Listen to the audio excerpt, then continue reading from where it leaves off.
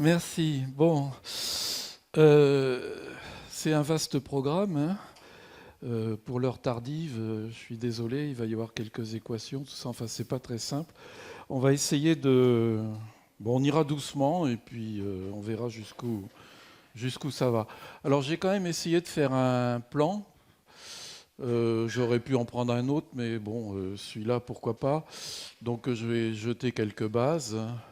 Et puis après, je vais diviser mon talk en plusieurs parties. Donc la première partie, ce sera les petits obstacles sans payers, qui peuvent être, on verra, c'est des traversées irréversibles ou réversibles. On verra tout ça, hein. Donc ça va comprendre le durcissement par solution solide à basse température, le mécanisme de la forêt, que je ne suis pas sûr d'avoir bien compris, et puis des mécanismes de glissement contrôlés par la diffusion à haute température. Après, ce sera un gros morceau, les frictions de Peyers, hein, dans les métaux et les alliages.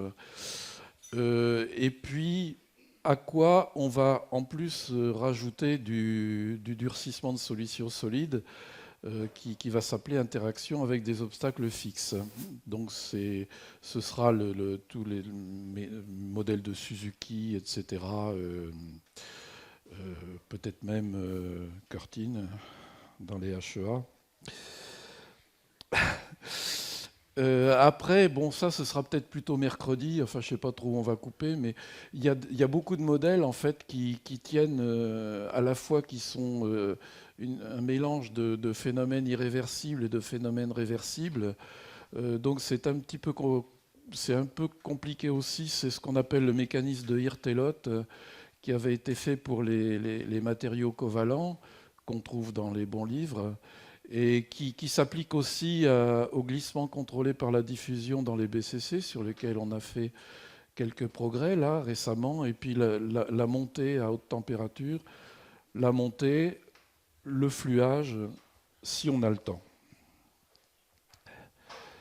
Voilà, donc quelques bonnes lectures, hein. Il y a le chapitre de Schoeck là, dans ce bouquin-là de Dislocations in Solids. Euh, Il y a ce vieux bouquin dans lequel il y a un chapitre écrit par Maurice Cagnon à l'époque, qui est vraiment une très très bonne introduction à l'activation thermique des dislocations. Alors, j'en ai encore quelques dizaines dans mon placard. Si vous en voulez un, vous m'envoyez un mot et je l'expédie. Sinon, quand je serai à la retraite, ça risque de partir à la poubelle. Et puis, alors il y a celui-là que j'ai commis avec Jean-Luc Martin il y a quelques années.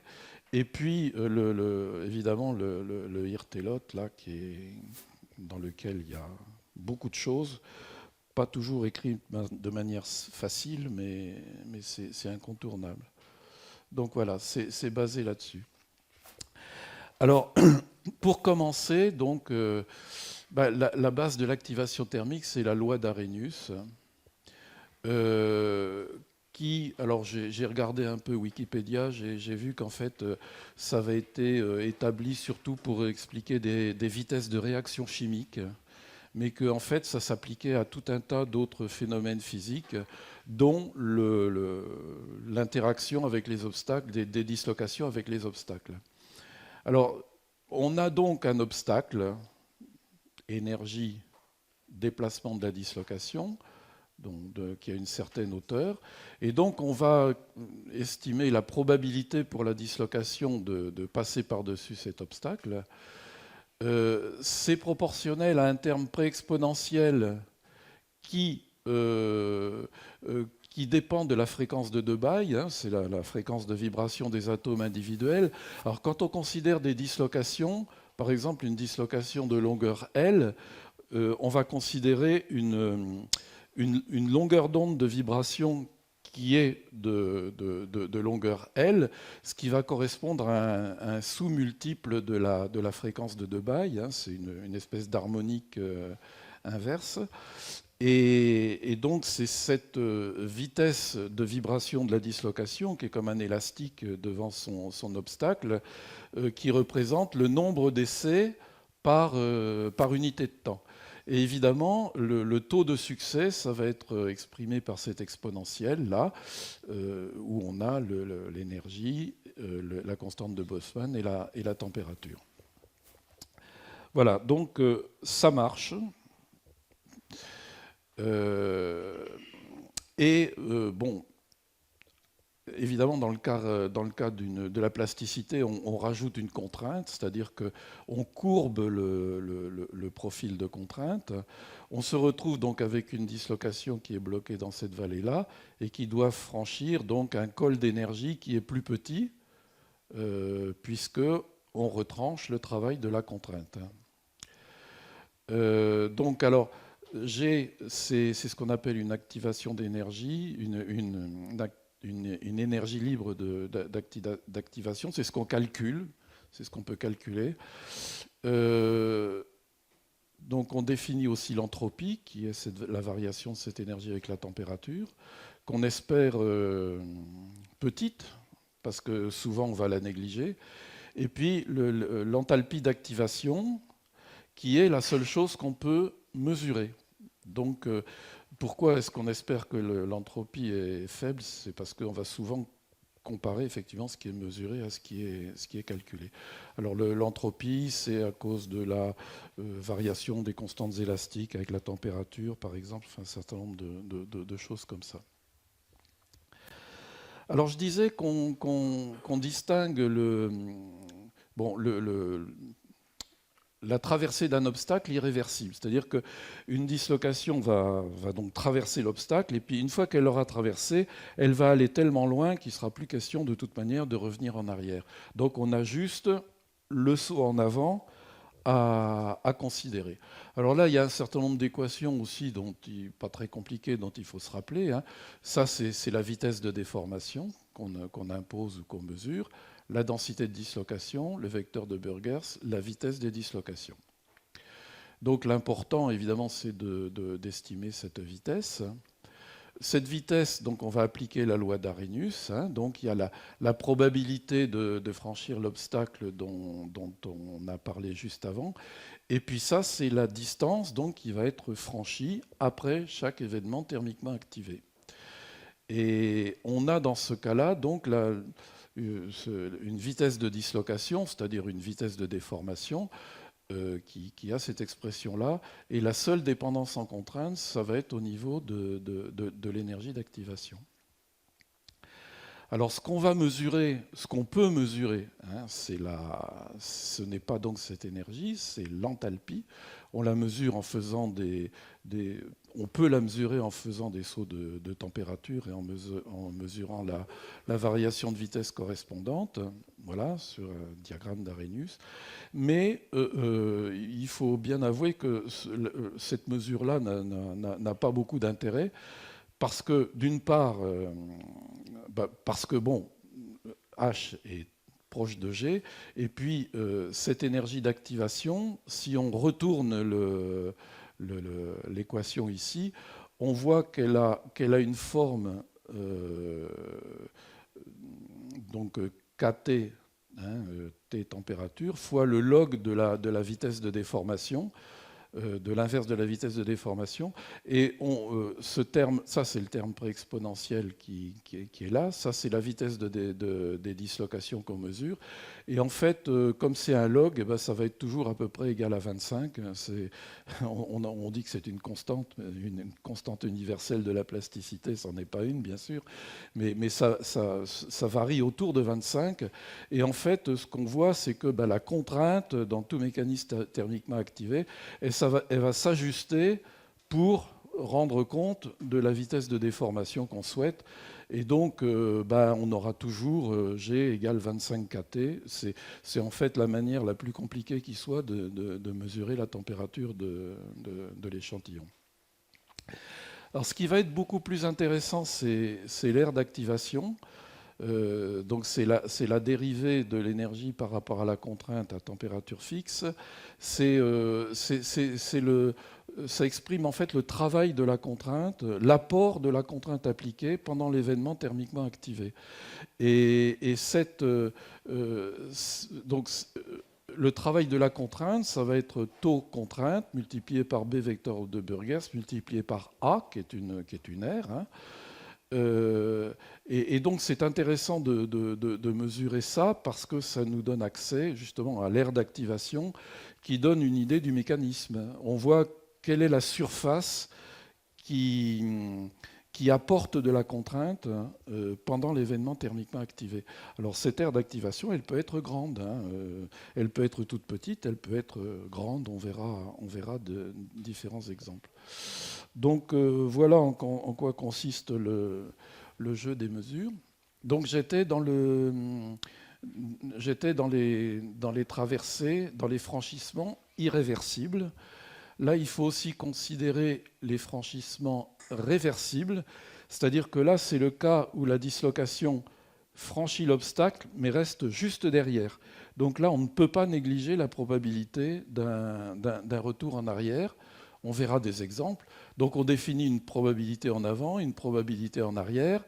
La vitesse, finalement, elle va dépendre de la différence de ces deux probabilités. Et puis donc, en faisant un développement limité là, de ces deux trucs-là, on arrive à sortir la dépendance en contrainte, hein, c'est taux, la contrainte. Donc la dépendance en contrainte de la vitesse n'est plus dans l'exponentielle, et l'exponentielle, à ce moment-là, c'est simplement la hauteur de l'obstacle à contrainte nulle. Donc ça, c'est un autre cas qu'on va rencontrer. Donc dans ce cas-là, on remarque que la vitesse de la dislocation doit être proportionnelle à la contrainte. Ça n'a pas été souvent mesuré expérimentalement, mais on verra qu'on peut le faire avec des précautions. Et puis alors après, donc, il y a ce que j'appelle le mélange des deux, hein, qu'on discutera plus tard. C'est-à-dire que là, la contrainte va être à la fois dans le terme préexponentiel et puis dans l'énergie d'activation ici. Et donc ça, ce sera le glissement des dislocations dans les covalents. Hein. C'est pour ça que le modèle de Hirt-Elot a été conçu. Et puis ça s'applique à un certain nombre d'autres cas qui sont très utiles dans la plasticité à haute température. Une remarque en passant, c'est toujours très important quand on a différents obstacles, et il y a toujours différents obstacles, c'est de savoir si ces obstacles sont en série ou en parallèle. S'ils sont en série, ben on voit que c'est le plus haut qui va être le plus important et qui va compter. S'ils sont en parallèle, ben, évidemment, la dislocation, elle va passer là où c'est le plus facile. Alors, ça a l'air bête, mais moi, je lis en ce moment des tas d'articles où on détermine un certain nombre d'obstacles au mouvement des dislocations, et puis les auteurs ajoutent les contraintes, et ils n'ont pas le droit, en principe. Sauf dans des cas extrêmement particuliers, mais en général, c'est soit le plus fort qui contrôle, ou le plus faible. Mais pratiquement jamais la somme des deux. Donc, faut faire attention à ce point-là. Voilà, donc je vais commencer avec les petits obstacles. Donc ça concerne tous les matériaux dans lesquels on n'a pas de force de Peyer's, c'est-à-dire ça va être par exemple les FCC métaux purs et alliages, enfin, et aussi donc les dislocations non vises dans ces structures dans lesquelles il y a du Peyer's. Et on verra qu'il y a deux situations qu'on peut rencontrer. Voilà, alors, hein, donc on est dans les... Donc ça, c'est un exemple qui a été traité il y a des lustres. Hein. On a une dislocation ici qui est ancrée sur un petit obstacle qu'on suppose ponctuel.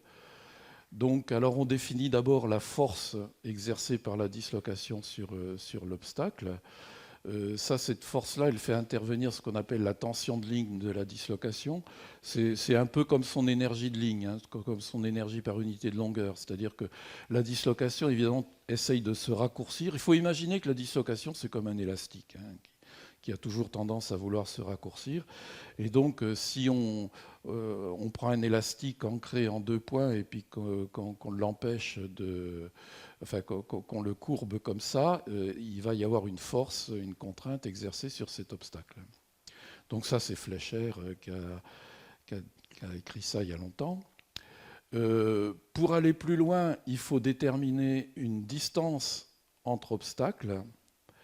Alors là, il y a une petite subtilité, c'est-à-dire que si on a donc une solution solide avec des solutés qui sont comme ça, comme les points rouges, avec une distance moyenne d, en général, la longueur ici ne sera pas égale à d, parce que la dislocation est quand même... Alors dans le cas d'une dislocation rectiligne, c'est évident, une dislocation rectiligne ne va pas interagir avec beaucoup de solutés, même s'il y en a une densité assez grande. S'il y a une petite contrainte qui autorise les dislocations à se courber un petit peu, alors elles vont aller rencontrer. Et plus la contrainte va être grande, plus la courbure va être petite, et plus les dislocations vont être capables d'aller chercher d'autres obstacles. Donc on voit que la distance effective, qu'on appelle la longueur de Friedel, puisque c'est Friedel le Grand qui a déterminé ça, ça va être, elle est plus grande que D, mais elle dépend de la contrainte. Et donc, alors je ne sais plus, j'aurais dû la mettre, mais le résultat final, c'est que la force sur l'obstacle, eh bien, ça va être cette équation-là. Hein, on voit qu'elle est proportionnelle au module de cisaillement, la constante élastique qui nous intéresse, vecteur de Burgers, la distance moyenne entre obstacles, et puis la force nécessaire sur l'obstacle. Alors après, on peut l'inverser, voilà. Bon, on verra ce qu'on en fait après. Alors après, il y a une autre théorie qui est un peu plus détaillée, c'est la Mott et la Bush, qui considère un obstacle qui n'est pas ponctuel, mais qui a une certaine largeur W, hein, qui peut être grande. Et il arrive à une équation un peu du même ça ressemble, hein. Il y a des exposants un peu différents, mais il y a surtout ce terme-là ici qui exprime le fait que la largeur de l'obstacle est plus grande que B, qui est en gros une distance interatomique. Donc en général, cette formule-là marchera mieux que celle-là. On verra des exemples. Voilà, donc ça, c'est une chose. Alors après, il faut introduire une énergie d'activation, un profil d'obstacle, on va dire. Hein. Alors le plus bête, le plus simple, c'est l'obstacle rectangulaire. Enfin là, c'est la force en fonction... Non, c'est quoi déjà là Oui, si, c'est la force en fonction du déplacement. Donc on voit que c'est un obstacle qui se franchit avec une contrainte constante sous une certaine distance, ici, ce qui correspond à un profil en énergie qui est comme ça. C'est pas très réaliste, mais ça a le mérite de faire une équation pas trop compliquée. On peut faire des calculs avec un obstacle parabolique. Et puis il y a l'obstacle qui marche le mieux aussi, c'est Cottrell-Bilby. Alors là, je ne sais pas comment ils l'ont trouvé, mais ça fait une expression comme ça. Alors encore une fois, on a des expressions qui se ressemblent beaucoup, hein, qui ne sont pas très différentes. On comprend bien que... On voit bien l'influence de la forme de l'obstacle sur l'énergie d'activation. Et puis bon, alors ça, tau max, c'est la contrainte maximum c'est la hauteur là. Enfin bon, non, c'est je sais plus ce que c'est. Tiens, tau max, j'ai oublié. Et elle a été calculée. Enfin, elle est calculée dans le cas d'une de l'approximation de Friedel. Dans le cas de l'approximation de Mott et Labouche, elle a une... Bon, il faut savoir que ces équations existent, que quand on a...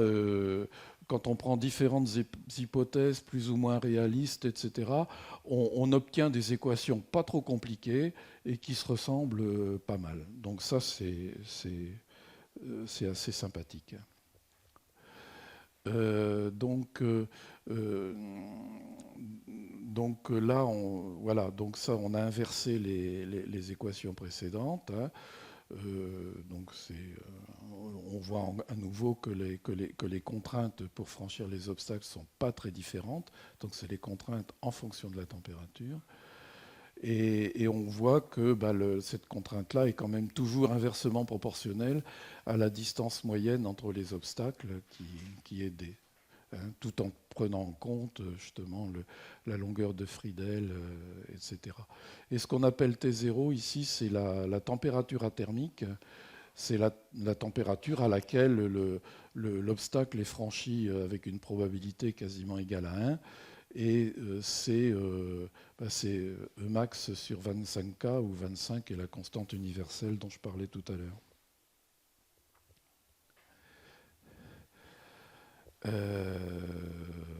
Voilà. Donc les volumes d'activation, bon, c'est pareil, hein, on ne va pas rentrer dans le détail, mais c'est intéressant de voir qu'ils ont des expressions qui sont pas très différentes les unes des autres. Alors évidemment, la plus simple, c'est celle-là, hein, c'est-à-dire que on voit bien que quand une dislocation de longueur LF va franchir un obstacle de taille W, elle va balayer une aire LFBW.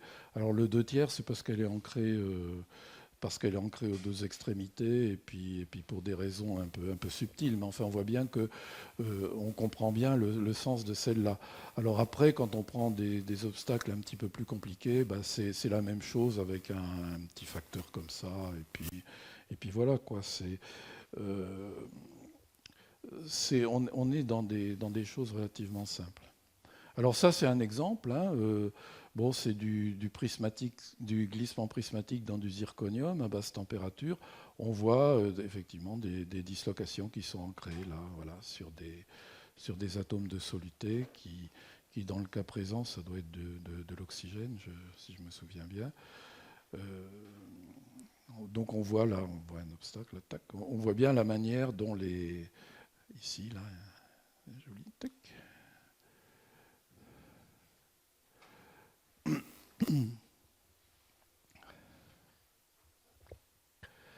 Alors il y a ça a été beaucoup étudié par le groupe des Autrichiens. Bon, moi je connaissais beaucoup Neuhauser à l'époque, mais ça c'était pas lui qui l'avait fait. Donc ils ont étudié des alliages de cuivre avec du manganèse. Donc la solution, c'est beaucoup de cuivre et puis un petit peu de manganèse. Voilà, 7,6 atomiques pour cent, 2 atomiques pour cent. Et donc la contrainte en fonction de la température décroît gentiment comme ça. Et ça fit très bien avec l'approximation avec le profil de Cottrell-Bilby dans l'approximation de Friedel. Voilà, c'est-à-dire on voit là, ça a été ploté pour vérifier cette équation-là, et ça marche bien. Ça marche bien. Donc c'est des choses qui sont bien comprises. Sauf à très basse température, où là, il y a des effets qui ne sont peut-être pas bien compris. Et puis pareil pour le volume d'activation, hein, on avait montré cette formule-là dans l'approximation de Friedel et avec le profil de Cottrell-Bilby. Et le plot montre que ça fit vraiment pas mal. Alors maintenant, les HEA. Alors les HEA, il y a des gens qui disent des gens très bien, hein, qui disent que ça marche bien aussi. C'est-à-dire que là, bon, ça a été publié en 2018, hein, ça c'est expérimental. Non, ça c'est les prédictions théoriques, et puis ça c'est les non corrigés. Alors je ne me souviens plus pourquoi c'est considéré quand même comme bon. Il y a une raison, hein, c'est parce que c'est raw. Toujours est-il qu'ils ont fait une analyse pareille qui dépend de Motte-Labouche avec des corrections, etc., adéquates. Et donc, ils ont établi cette équation-là qui, je le rappelle, ressemble beaucoup à ce qui a été fait avec les différents profils dont je parlais avant. Donc, voilà, de ce point de vue-là, il semble bien que ce soit pas très exotique, enfin que les HEA obéissent à des lois qui sont les mêmes que les alliages classiques. Là, pareil avec les volumes d'activation. Hein, ils arrivent, les théories qui sont les théories en vert et en rouge là, qui sont exprimées par ces calculs-là et qui fitent, qui fitent bien avec les trucs expérimentaux, mais ça, c'est pas très différent de ce qu'on avait vu avant pour d'autres alliages avec le profil de Cottrell-Bilby. Donc, on va dire que ça baigne. Alors, un exemple, là, c'est Marc qui... donc, alors, je crois qu'on va grandir un peu, là. Mais on voit bien ces dislocations qui sont accrochées sur des petits obstacles ponctuels, un petit peu comme le zirconium hein, que j'ai montré tout à l'heure. Là, on voit bien...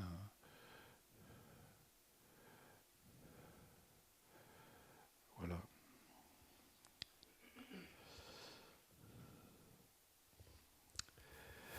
Alors, le mécanisme de la forêt. Alors ça, c'est une très très vieille idée. Hein, c'est que quand une dislocation veut se déplacer dans un plan, s'il y a d'autres dislocations qui traversent le plan, et bien la dislocation qui glisse doit couper les dislocations qui traversent, qui sont les arbres de la forêt. Voilà, hein, c'est une belle image. Alors, tout ça, ça vient de la loi de Cottrell-Stokes. Mais encore tout à l'heure, je l'ai compris plusieurs fois, mais à chaque fois, je ne comprends plus. Alors, disons, ils mesurent le flow stress là, à la température ambiante et à froid d'un aluminium. Et puis ils font donc des sauts de température dans un sens et puis dans l'autre. Et ils mesurent le rapport des contraintes d'écoulement aux deux températures. Alors ce qui est remarquable, c'est que ce rapport reste constant, là, alors que la déformation peut être très grande. Alors qui dit grande déformation dit grande quantité de dislocation à accumuler, grande forte contrainte interne. Et donc dans ce rapport-là, alors disons que la conclusion, c'est que on peut tirer de cette courbe l'idée qu'à une certaine température, la contrainte effective, qui est donc la part thermiquement activée de la contrainte, est toujours proportionnelle à la contrainte interne qui dépend de la densité de dislocation. Alors donc ça veut dire que la contrainte thermiquement activée dépend de la densité de dislocation, donc, disent-ils, de la densité de la forêt. Bon, c'est pas toujours évident quand on regarde dans le microscope. On peut très bien, même dans l'alu, hein, si on a des taux de déformation importants, ça ne veut pas dire que les arbres de la forêt deviennent forcément plus nombreux. Si ça marche quand il y a plusieurs systèmes de glissement qui s'intersectent, mais je ne suis pas sûr que ce soit toujours aussi simple. Enfin, toujours est-il que c'est... Il y a des gens qui y croient, hein, en particulier donc dans ce HEA. Et ça, c'est ce qu'on appelle le Hazen-plot. Là, c'est destiné justement à mettre en évidence le mécanisme de la forêt. Alors ça, c'est quelque chose comme l'inverse du volume d'activation. Et puis ça, c'est la contrainte interne. C'est-à-dire, en gros, c'est la densité de dislocation dans le truc. Et alors, on voit que le volume d'activation diminue, puisque son inverse augmente. Donc, le volume d'activation diminue quand la contrainte interne augmente. Alors ça, effectivement, ça colle bien avec le mécanisme de la forêt. Et là, l'intersection, ici, ce serait donc l'interaction avec les solutés. Et là, le mécanisme de la forêt. Donc, effectivement, c'est assez convaincant. Ce qui me gêne un peu, c'est que y a un des auteurs, là, qui en 2010, avait dit que, attention, le diagramme d'Hazen, il y a des problèmes, c'est pas forcément la forêt, etc. Et puis dans ce papier-là, il ne faut plus. Je ne sais pas si on peut en discuter après, mais enfin moi j'ai du mal à comprendre un petit peu là. Voilà. Alors j'en étais, oui. Alors maintenant je reviens au franchissement réversible. Hein. C'est-à-dire que je redis, hein, ça veut dire que quand la dislocation a franchi l'obstacle, elle reste juste derrière l'obstacle, et donc on doit considérer la probabilité de revenir en arrière. Alors ça, c'est par exemple une dislocation ancrée sur un atome de soluté, ici, et qui va sauter d'une distance interatomique en déplaçant l'atome de soluté avec elle. Donc c'est vraiment le cas de... Oui, et puis après, il faut qu'elle recommence. Hein. Mais ce que je veux dire, c'est qu'elle peut aussi bien revenir en arrière. Alors ça, il faut l'exprimer donc dans la vitesse de la dislocation. Hein. Donc ça, c'est la fréquence d'attaque. On a vu l'exponentielle, qui serait la seule si l'obstacle était irréversible, mais on considère la probabilité de revenir en arrière. Alors on fait un développement limité, et à ce moment-là, on se retrouve avec une équation assez sympathique, où la dépendance en contrainte est à l'extérieur, dans le terme préexponentiel. Donc ça, c'est la fréquence de Debye, la contrainte, le vecteur de Burgers à la puissance 4, Kt, c'est l'énergie thermique.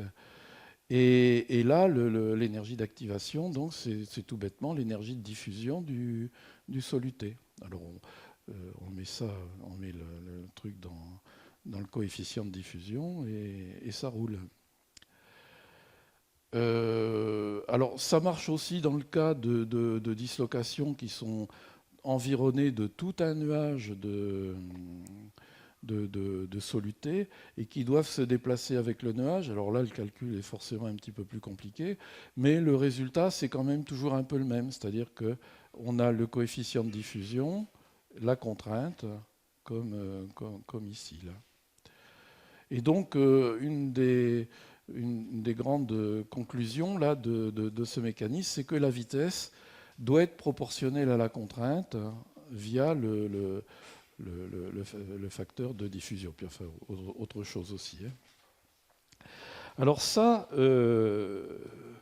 c'est pas très facile à vérifier, mais on peut le vérifier quand même. Alors ça, c'est du zirconium, qui est déformé sous contrainte à 400 degrés, donc dans le microscope. Il n'y a pas de Peyerls, hein, dans ce cas-là, on est bien au-dessus de... Et alors, ce qui est rigolo, c'est cette boucle-là, ici.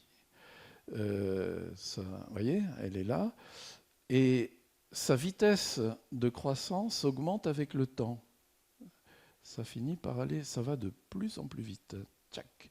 C'est un peu comme un ballon qu'on gonfle, c'est-à-dire que c'est plus difficile de gonfler un ballon quand il est petit plus il grossit et plus c'est facile de souffler dedans jusqu'à ce qu'il vous pète à la figure. Mais alors ça exprime le fait que la vitesse de cette dislocation ici, elle dépend de deux contraintes. Alors il y a même trois d'ailleurs. Il y a la contrainte appliquée, évidemment, qui la pousse en avant. Il y a la contrainte de tension de ligne qui l'obligerait à revenir. Et cette contrainte de tension de ligne, elle dépend du rayon de courbure. Plus le rayon de courbure est petit, plus la contrainte de tension de ligne est grande. C'est-à-dire plus la force en arrière est grande. Et puis, au milieu de tout ça, il y a la force de friction. Alors, ce genre d'événement-là, ça permet de vraiment bien tout mesurer. Là, donc, c'est la même chose. Hein. On mesure le déplacement en fonction du temps. Ça, c'est des différences d'image. Hein. Ce sont des images à deux temps différents qu'on soustrait. Donc, il y a une position de la dislocation en blanc et une en noir. Puis, on élimine tout le reste. On a une bonne précision. On l'approxime avec une forme de boucle qui tient compte des constantes élastiques. On utilise 10D, là, hein, le logiciel qui venait de l'ONERA à l'époque. Et donc, on peut mesurer donc, la vitesse de la dislocation en fonction de la contrainte de tension de ligne qu'on déduit donc, du rayon de courbure. Et on a quelque chose qui est linéaire. Voilà. Et on voit que la force de friction qui est là, hein, elle dépend de la...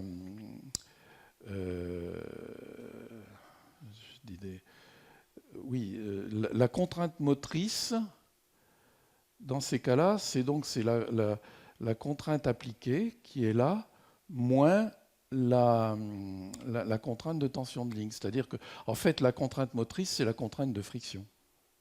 Et on arrive comme ça à faire des plots donc de la vitesse d'une dislocation en fonction de la contrainte de friction. Enfin, ou le contraire, hein, si vous préférez. Et ça s'aligne sur une belle droite qui démontre qu'effectivement, la contrainte de friction est proportionnelle à la vitesse. C'est ce qu'on disait tout à l'heure, c'est-à-dire que la vitesse est en fait proportionnelle à la contrainte. Donc il n'y a pas beaucoup de vérifications comme ça, directes, mais ça, c'en est une assez jolie. Et je reviens un peu en arrière. Ça, c'est quelque chose qu'en général, on ne peut pas mesurer quand on fait des sauts de contrainte ou des expériences macroscopiques, parce qu'on n'arrive jamais à maintenir la densité de dislocation constante. Il faut vraiment travailler sur une dislocation unique pour mesurer tous les paramètres. Voilà, donc je reviens au groupe de Vienne, là, ce qu'ils avaient fait à l'époque dans les alliages de cuivre. Donc ça, c'est la contrainte en fonction de la température, mais dans une gamme de températures beaucoup plus grande. Ça, c'est ce qu'on a discuté tout à l'heure, c'était l'interaction avec les solutés fixes. Là, ici, c'est l'interaction avec les solutés mobiles, qu'on vient de voir juste. Et puis entre les deux, on a ce régime de vieillissement dynamique où les dislocations essayent de courir suffisamment vite pour échapper aux atomes de carbone, puisque là, dans ce cas-là, le vieillissement dynamique est contrôlé. J'ai dit une bêtise quand je disais que c'était... Là, ce sont les atomes de carbone qui diffusent, hein, et non pas les atomes d'aluminium. Et donc, ça, c'est ce qu'on appelle le Portevin-Le Chatelier. Donc, c'est le régime instable qui sépare les deux cas qui viennent d'être traités. Voilà. Donc, ce mécanisme de glissement contrôlé par la diffusion, hein, en fait, c'est assez étrange parce que euh, quand on regarde dans le microscope, dans les manips in situ, on le voit tout le temps. Dans tous les matériaux déformés à haute température, on voit tout le temps ça. On voit tout le temps le domaine d'instabilité plastique et puis on voit quasiment tout le temps le domaine de glissement contrôlé par la diffusion. Et ça, c'est pas souvent pris. Enfin, il y a beaucoup de gens qui considèrent que les dislocations peuvent aller à la vitesse du son à haute température. Enfin, euh, ce mécanisme de glissement contrôlé par la diffusion, il est en fait beaucoup plus important que ce qu'on trouve dans la littérature, en particulier dans les mécanismes de fluage où c'est généralement pas considéré. Bon, on en reparlera peut-être. Hein. Voilà. Oh, c'est bon.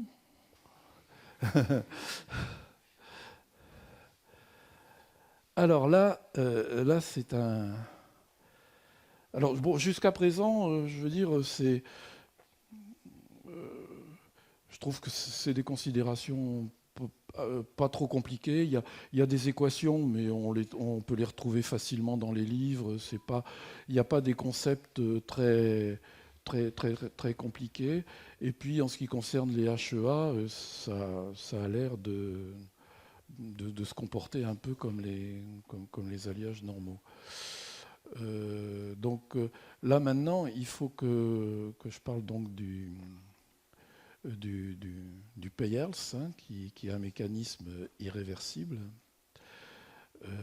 Et avant de parler des alliages, il faut le définir dans les métaux purs. Donc là, on a l'énergie d'une dislocation qui est vue en bout là-dedans, là, en fonction du déplacement. Donc cette dislocation, elle doit franchir une petite colline, hein, pour retomber dans une vallée de Peierls adjacente. Là, c'est donc la distance entre deux vallées. Alors on pourrait croire que c'est réversible parce qu'on se dit bah tiens, si elle est là, pourquoi elle ne revient pas en arrière? On va voir que c'est plus compliqué que ça parce qu'il faut voir le truc à 3 dimensions. À 2 dimensions, ça a l'air réversible, mais en fait à 3 dimensions, ça ne l'est pas. Bon, voilà, donc ça c'est quelque chose qui concerne principalement les dislocations vis, parce que elles ont la possibilité de s'étaler dans plusieurs plans qui s'intersectent, qui ne sont pas leurs plans de glissement. Donc c'est pour ça qu'elles ont en général des forces de friction plus fortes que les coins. Et donc le Peierls sera toujours un truc typique des dislocations vis. Et il y aura toujours la notion de cross-slip, de changement de plan dans ces mouvements-là. Alors, restons pour l'instant dans la description à 2 dimensions. Là, on a ce qu'on appelle la contrainte de Peierls, c'est la contrainte qu'il faut exercer pour franchir l'obstacle en absence de toute activation thermique. Donc c'est en principe la contrainte à 0 K. Et puis bon, ça va être la contrainte. Bon, on le voit mieux sur ce graphique-là, où justement on a appliqué une contrainte, ce qui courbe le diagramme, énergie-distance. On voit bien que quand la dislocation est là, elle a une petite barrière qui est beaucoup plus basse que là. Et que si c'était courbé encore plus, il y aurait un plateau et c'est comme ça qu'on pourrait franchir à 0 K. Bon, alors ça c'est une vision à 2 dimensions qu'on ne peut pas garder parce que sinon après on raconte des bêtises. Il faut considérer donc les vallées de Peierls à 3 dimensions. Donc là c'est la petite tôle ondulée, hein. Donc on a une dislocation qui est là. Et en fait, elle ne va pas franchir en bloc la vallée de Peierls. Elle va fabriquer un petit bout de un double décrochement, là, ici. Et puis ensuite, les décrochements ici pourront glisser très facilement. Donc la configuration critique, ça va être par exemple ça, quoi. Hein, ça va être la configuration d'énergie maximum. Et, et à ce moment-là, donc, on va avoir une énergie d'activation qui est l'énergie de deux paires de kinks, ici, comme ça, qui interagissent élastiquement, mais qui bénéficient de la contrainte taux pour être séparés. Bon, voilà, donc on n'a pas besoin de tout comprendre, tout dans ces... Alors, ce qu'il faut savoir, c'est qu'il y a plusieurs régimes. Il y a un régime de basse contrainte où la configuration critique, ça va être celle-là. Avec l'aire d'activation, ça va être un truc comme ça, avec une distance critique XC. Donc il y a des équations qui écrivent ça, qui décrivent ça. Quand la contrainte est vraiment très basse, ben ça se résume à 2 fois l'énergie d'un kink, qui est comme ça. Et puis, par contre, quand la contrainte est plus grande, alors là, il y a d'autres types de modèles qui décrivent le franchissement par quelque chose qui ressemble à un bulge. C'est-à-dire que la configuration d'énergie maximum, l'énergie d'activation, est atteinte avant la rangée suivante. Donc ça c'est pas encore retombé dans la vallée suivante. Alors ça se décrit par des modèles de tension de ligne. Bon, alors là, il y a différentes approximations qui ont été proposées par différents auteurs. C'est pas très différent non plus, quoi. Puis là, ça c'est le NEC plus ultra qui a été obtenu en DFT. C'est pareil, c'est pas très différent. Donc c'est assez bien compris. On a donc des énergies d'activation qu'on peut très bien approximer avec cette formule-là. Bon, alors ce qui est rigolo, c'est que donc là, on a l'énergie d'activation en fonction de la contrainte. Mais si on prend ce diagramme-là et qu'on le bascule de 90 degrés, on a ici donc l'énergie d'activation, mais comme je disais, l'énergie d'activation, c'est quasiment la température, à 25 K près. Donc on voit que ce profil-là nous donne la variation de la contrainte de déformation en fonction de la température. Et puis ça, c'est la température athermique. Et on voit que tous les modèles donnent des choses qui se ressemblent un peu. Alors ça, c'est un bel exemple dans le fer. Ça, c'est du fer pur à la température ambiante. C'est-à-dire qu'on n'est pas très loin de la température athermique. Alors, cette séquence-là, par exemple, a permis de vérifier que la vitesse d'une dislocation vis est proportionnelle à sa longueur. Parce que si on écrit la vitesse, on voit que le nombre de sites, on peut définir un site d'activation qui est égal à B sur XC. Et sur une longueur L, il y en a ce nombre-là. Donc plus la dislocation est longue, plus il y a de chances qu'à un endroit quelconque, on puisse créer une paire de kinks et débloquer la dislocation. Donc on voit bien que là, que ça accélère là, au cours du temps. Donc ça, c'est assez rigolo. On a une très jolie courbure là, qui, comme c'est du fer pur, comme il n'y a pas de force de friction de soluté sur les parties courbées, ça nous donne directement la contrainte. Et Et ça marche assez bien parce que, bon, ça c'est donc le fer pur, hein, contrainte en fonction de la température. Ça, c'est les données macroscopiques pour deux orientations différentes de l'axe de traction. Et les valeurs déduites des rayons de courbure collent très très bien. Il y a juste, c'est peut-être un petit peu plus haut justement parce qu'on est quand même dans une lame mince et qu'il y a des effets de small size.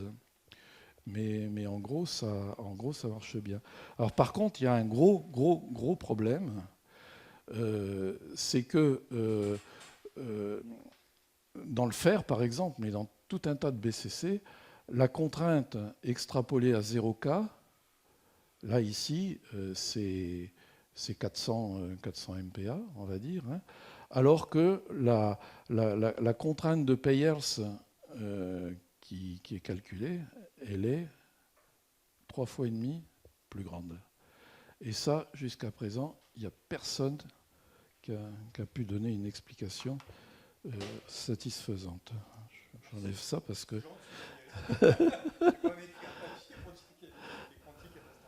Ah oui. Oui. Ben, c'est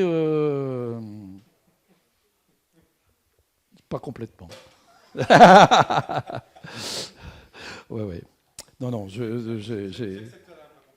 Ouais, ouais, non. C'est parce que même aux températures auxquelles on travaille, on est déjà en dessous de ce que ça devrait être. Pas mal. C'est pas uniquement un problème à 0K, quoi. C'est un problème qui intéresse pratiquement les deux tiers de la courbe.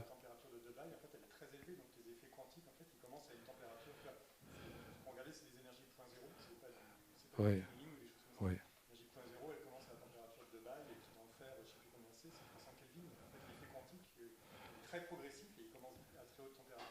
Ouais.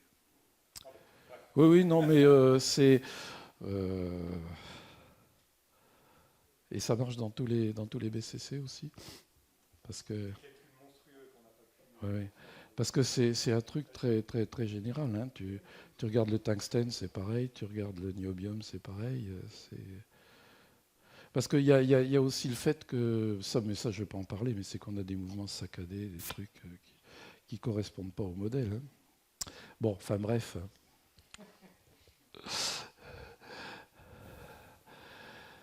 Parce qu'il y a d'autres trucs hein, qui déconnent. Euh, il y a les aires d'activation. Alors là, ça, c'est, on regarde là, il y a deux vis qui se rapprochent et qui s'annihilent. Alors ça, on peut mesurer donc le log de la vitesse en fonction de la contrainte d'interaction, qui est très facile à calculer quand c'est des vis parallèles. Et donc si on mesure la pente, on obtient quelque chose de très faible. Et alors non, par contre, je m'excuse, mais c'est attends, on va dire. Et alors il se trouve que effectivement les aires d'activation microscopique donc collent très bien avec les calculs de DFT, mais sans effet quantique. Hein.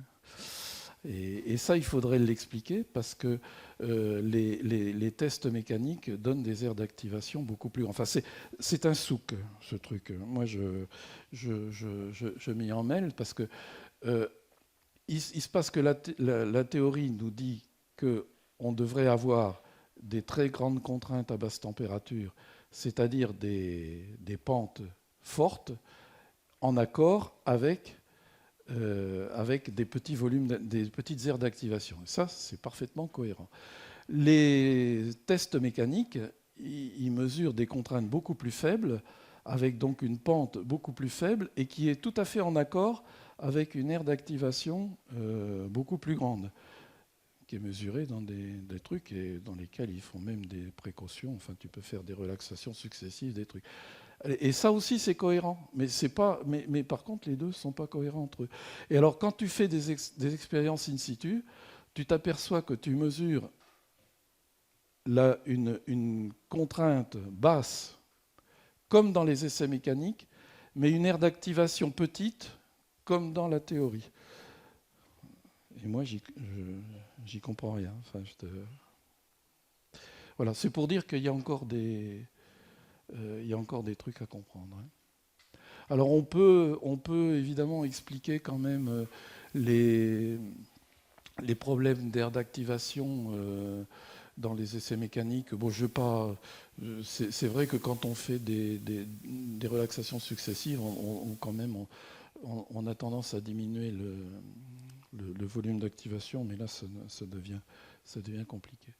Alors, il y a une solution pour résoudre ce problème qui a été employée donc par Maresca et Curtin. C'est-à-dire, ils disent toutes les études en DFT prédisent des valeurs qui sont beaucoup plus grandes que ce qui est mesuré dans le fer pur.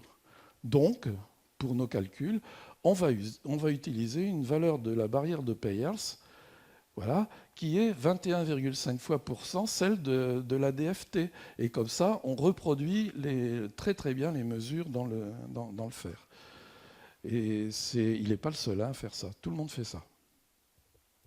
C'est pas quand même complètement... il dit pas que c'est des effets quantiques, hein. Bon. Ah. Ah.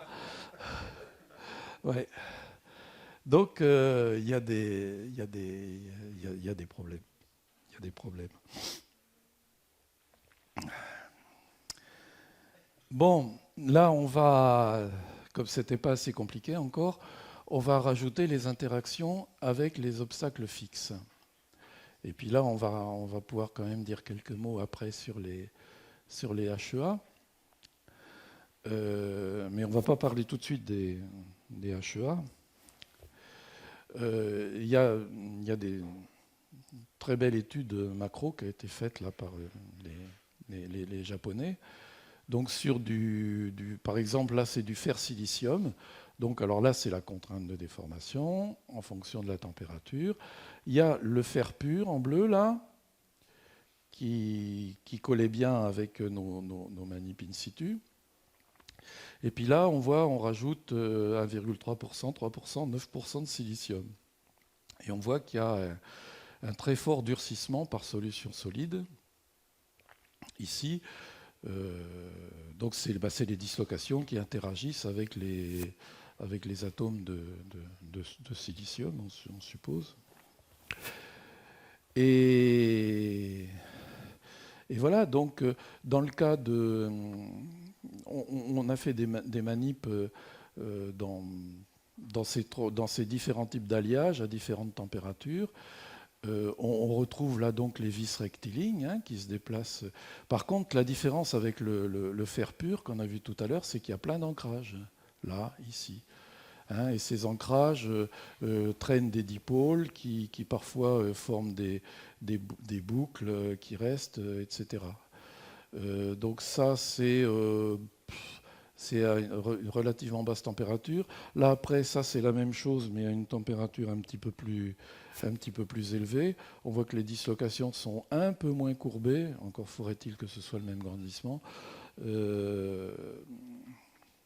Mais c'est le même mécanisme. Disons qu'elles sont moins rectilignes entre deux points d'ancrage.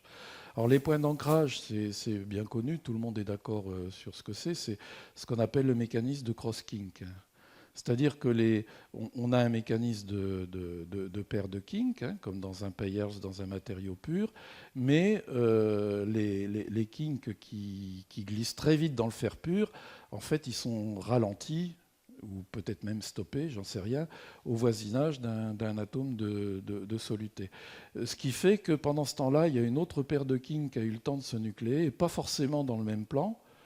Et quand les deux se rencontrent, ça ne peut pas s'annihiler et ça commence à faire une espèce de début de dipôle qui ancre, qu'on voit là et qui ancre les dislocations. Donc tout ça, c'était quand même relativement connu.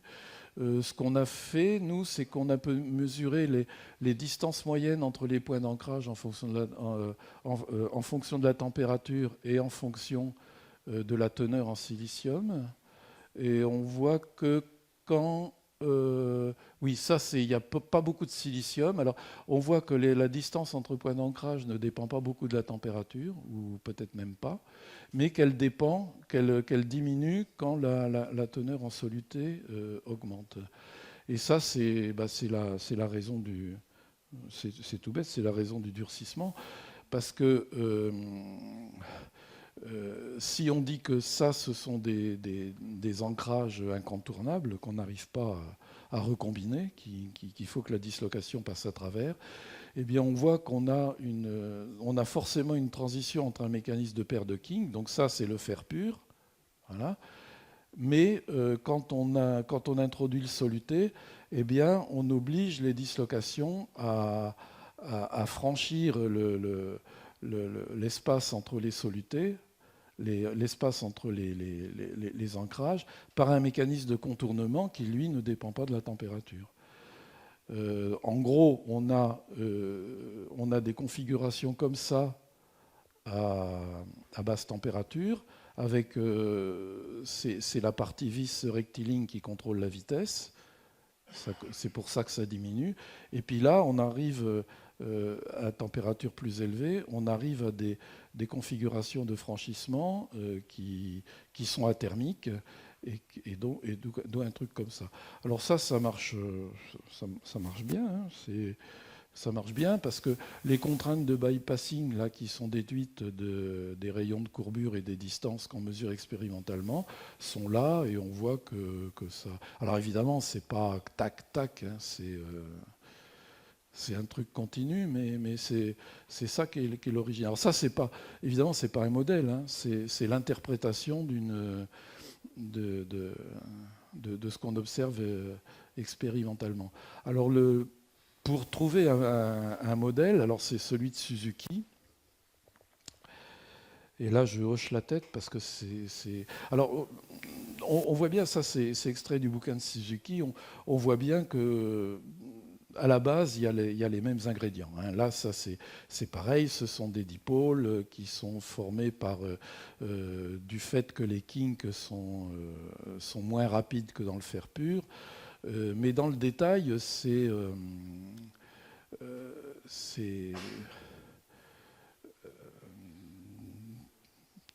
bon, moi, le modèle de Suzuki, il est tellement mal rédigé qu'il a fallu qu'il soit réécrit déjà par un autre, là. Hein, c'est pour dire que moi, on a envie de se... Enfin, je sais pas, moi, j'y comprends rien, ce modèle de Suzuki. Je comprends les ingrédients, mais après, ce qu'il fait... Alors, ça a été réécrit par ces deux mecs-là. Et alors, c'est un peu plus clair, mais pas encore... donc, moi, j'ai compris qu'en gros, c'était un peu les mêmes idées qui traînaient. Mais alors, dans le détail... j'ai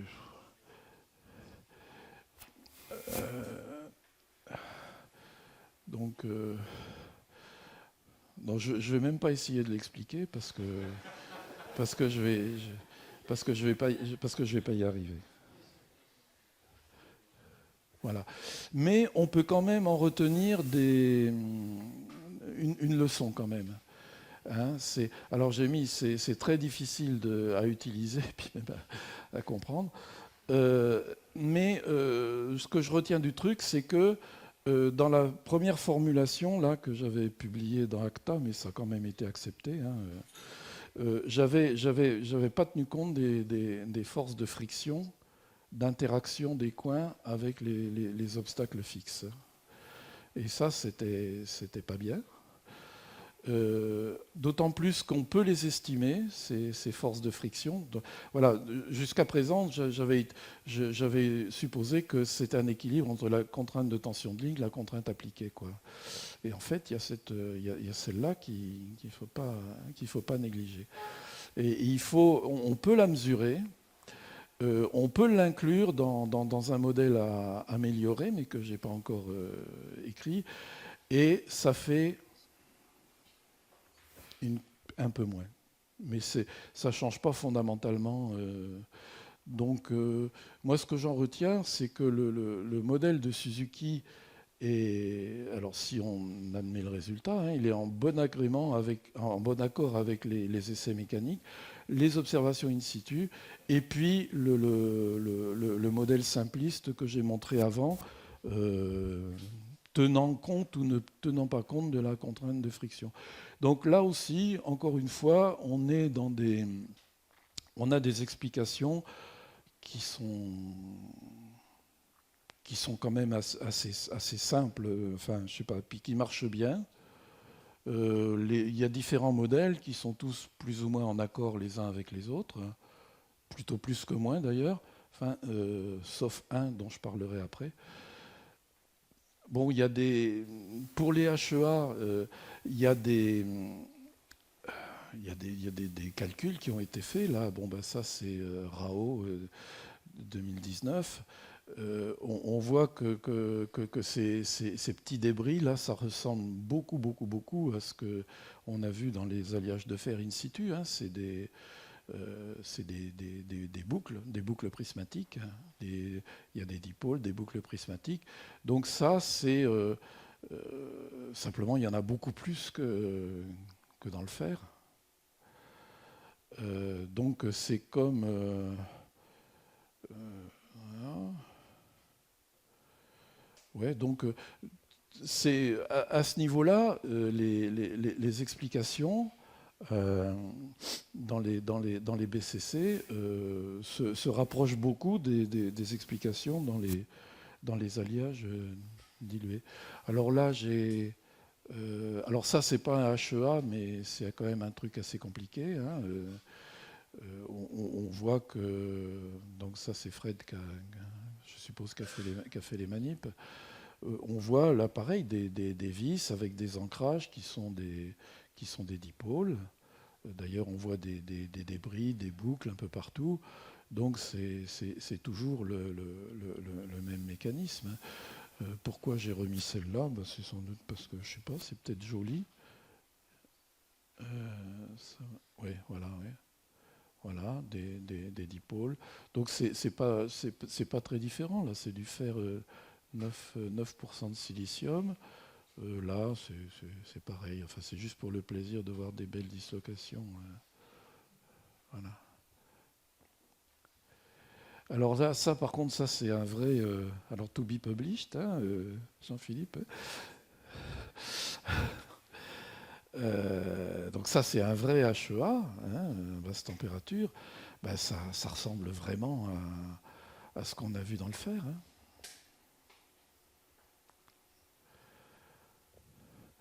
Et puis alors après, à 550 degrés, c'est toujours pareil, sauf que c'est peut-être un peu plus continu. Et ça, on en reparlera peut-être un peu plus tard. Donc à ce niveau-là, on ne voit pas vraiment de raison de faire des modèles très spécifiques. Il y a quand même une question qu'on peut se poser. Qu'est-ce qui se passe? Il y a une question qu'on peut se poser, c'est cette contrainte de contournement qui prend la suite du mécanisme de paire de kink dans un alliage faiblement concentré en soluté. On peut se demander ce qui se passerait si cette contrainte-là devenait tellement haute qu'elle soit plus forte que la contrainte de Peyer's à 0K. Ça pourrait expliquer des courbes expérimentales qui sont quand même relativement plates en fonction de la température. C'est juste une question, comme le dit le point d'interrogation. Voilà, donc ça c'est la conclusion partielle. Mais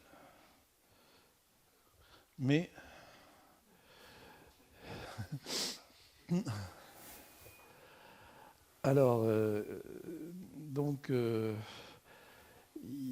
Maresca et Curtin, là, ont pondu ce modèle qui est assez incontournable maintenant, qui est basé sur l'idée qu'il n'y aurait plus besoin de faire des paires de kink, des doubles décrochements, que il y aurait tellement d'hétérogénéité dans l'alliage que spontanément une dislocation ferait des kinks pour éviter des zones dures et préférer des zones molles.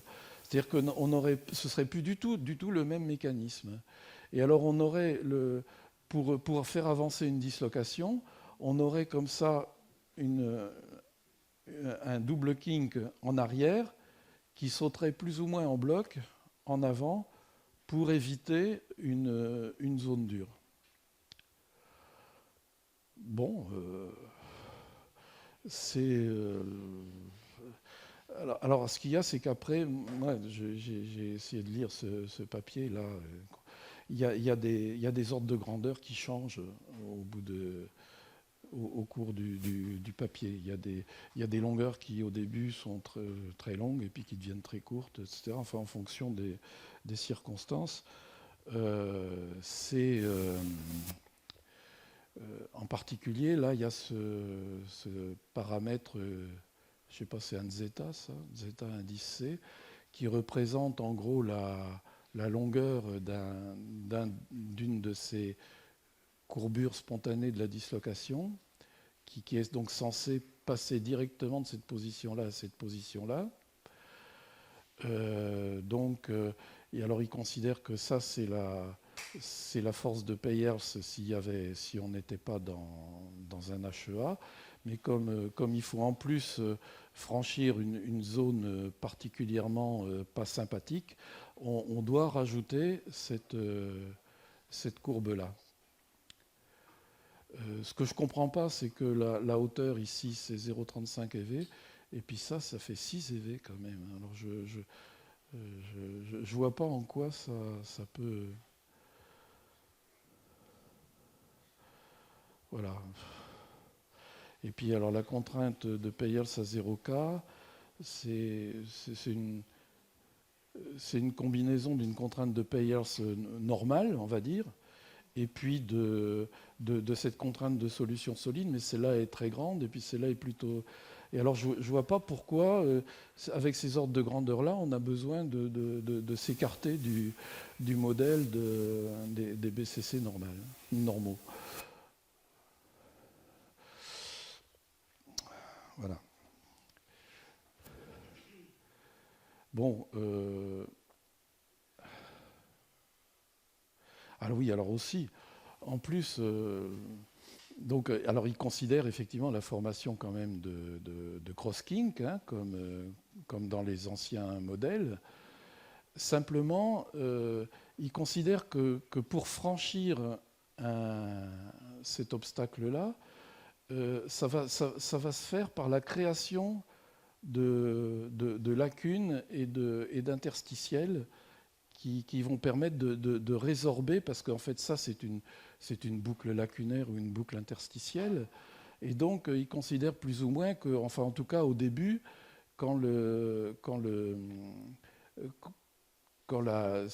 y a juste cette petite surface-là qui concerne finalement un interstitiel ou une lacune.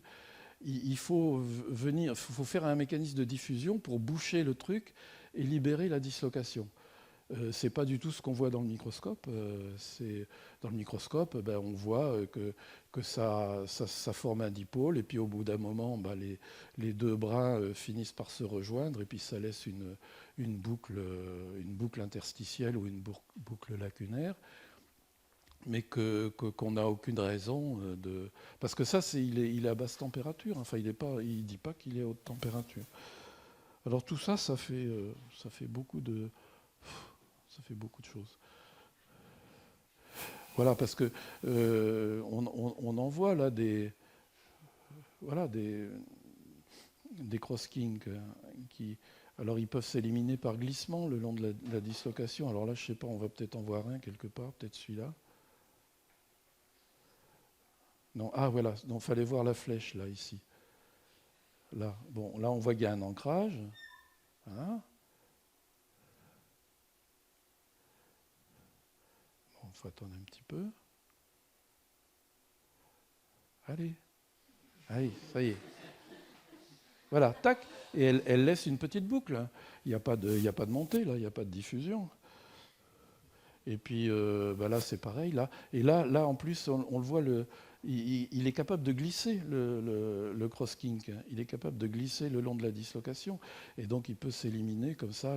Le brin le plus long va le pousser sur le côté. Et puis ça peut être franchi sans... Donc voilà.